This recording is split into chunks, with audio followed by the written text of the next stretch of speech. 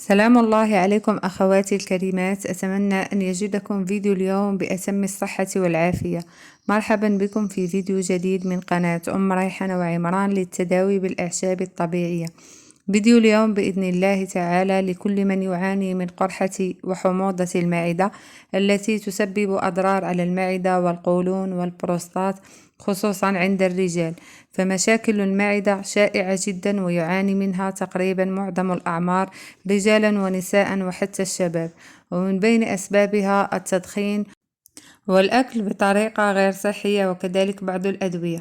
أقدم لكم في فيديو اليوم وصفة آمنة وناجحة وسريعة المفعول.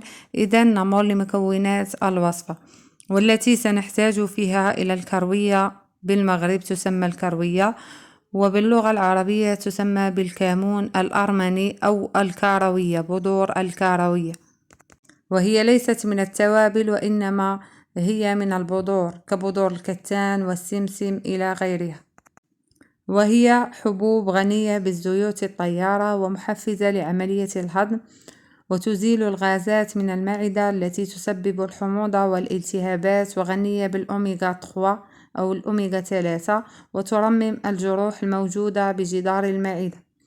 وسنحتاج أيضا في وصفتنا اليوم إلى قشور الرمان مجفف ومطحون.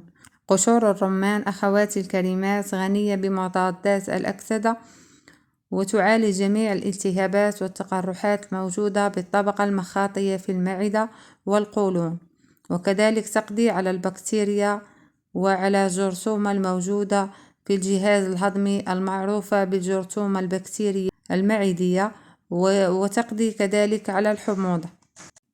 إذا نمر لطريقة الوصفة. نأخذ كوب من الماء يكون مغلى مسبقا وأصبح في حرارة المطبخ، أو يمكنكم استعمال الماء المعدني، ثم نضيف له ملعقة صغيرة من قشور الرمان المجفف والمطحون، ويجب أن يكون مغربلا كذلك، ونضيف له أيضا ملعقة صغيرة من بذور الكروية المطحونة، ونخلط الكل جيدا. بالنسبة لطريقة استعمال الوصفة، يشرب كوب صباحا على الريق بنصف ساعة قبل وجبة الفطور، ونأخذ كوب تاني في المساء ساعة قبل وجبة العشاء، ونستمر على الوصفة حتى العلاج التام بإذن الله تعالى. كانت هذه أخواتي وصفتنا اليوم، وصفة فعالة وسريعة المفعول، لأن بها مكونات طبيعية تساعد في التئام الجروح والالتهابات في جدار المعدة وترممها. إذا أخواتي الكريمات، أتمنى أن أكون قد أفدتكم. إذا أعجبكم فيديو اليوم فلا تنسوا دعم هذا المحتوى بلايك ومشاركة الفيديو مع الأهل والأقارب لتعم الفائدة. دمتم في رعاية الله وحفظه، وإلى فيديو قادم بإذن الله تعالى.